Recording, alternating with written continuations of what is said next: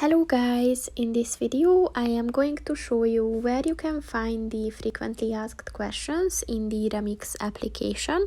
But first I just want to mention, don't forget to subscribe to my channel, because at 10,000 subscribers I am going to show you my whole YouTube revenue statistics and growth strategy, as well as how to make money online. Let's jump into it.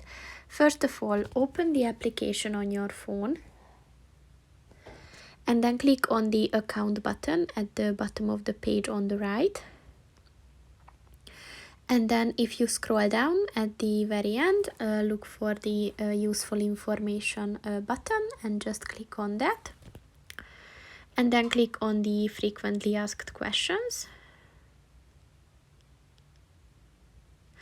And here you can type a word or a question, a specific question that you're looking for, or you can browse within different topics like refund or purchases or account and products.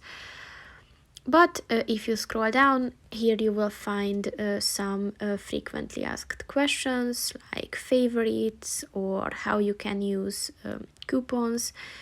So if you're interested in one of these, just click on that and you will find a very detailed description of that. So that's pretty much it for this video, guys. See you in the next one. Goodbye.